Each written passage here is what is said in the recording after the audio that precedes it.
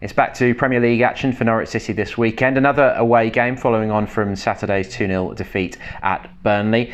And they travel to South London to take on Crystal Palace, where they haven't won since May 1996. And that was because of an own goal. They've had 15 attempts ever since. They've drawn 5 and conceded 31 along the way. So Palace has become a bit of a bogey team away from home.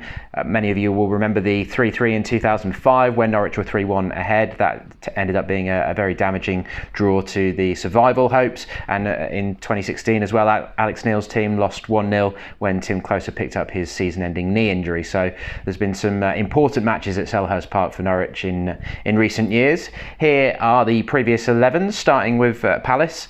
They play a 4-5-1, or have so far this season. The last couple of seasons they've achieved mid-table safety under Roy Hodgson, former England manager of course. They drew 1-1 at home with Wolves at the weekend. They are unbeaten in 5 league games at home, but that draw only came because of a horrible error from right-back Joel Ward in the 5th minute of injury time, where he misjudged a header and Wolves were able to grab a late equaliser.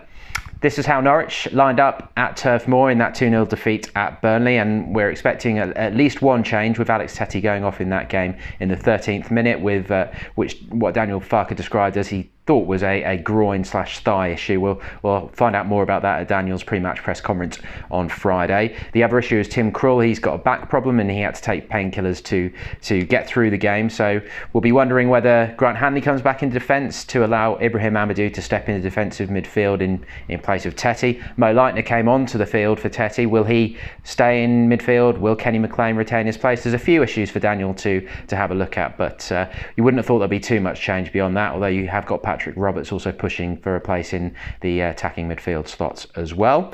In terms of strengths for Palace so far this season, they've only conceded 7 goals in 6 games, so they've not been too bad defensively, and that is half of the goals that Norwich have conceded so far this season. And in terms of aerial duels, they've won an average of 20 per game. That's the 7th highest in the Premier League, and that probably follows the signing of Gary Cahill, former Chelsea and England defender, in the summer. A decent player to get on a free transfer, no doubt with big wages.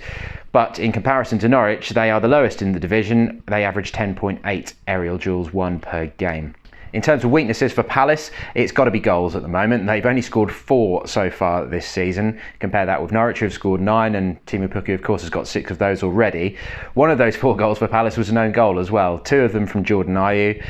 Christian Benteke yet to score this season, former Liverpool, and he's a Belgium international as well, of course. Only managed 1 last season in the Premier League because of his injury problems, so they're really searching for a striker who can score some goals. Connor Wickham, former Ipswich and Sunderland striker, did return to training this week. His career has been severely disrupted by injuries as well, so they'll be hoping that he can add to their firepower. And key man's an easy one really when it comes to Palace. Wilfried Zaha, a player who's incredibly highly rated, on his day can be pretty much unplayable. Very nearly left on transfer deadline day. There was talk of a transfer request going in. Everton had supposedly offered around 60 million for him. Everton having a bit of money to spend these days, of course, but Palace were holding out for closer to 80 million. He has been linked with big clubs like Paris Saint-Germain in the past as well. So he got 10 goals and 5 assists in the Premier League last season. It's fair to say that when Zaha fires, Palace fire. So he will be a player that Jamal Lewis, if that's the man that he's up against on Saturday afternoon, will have to keep a very tight rein on.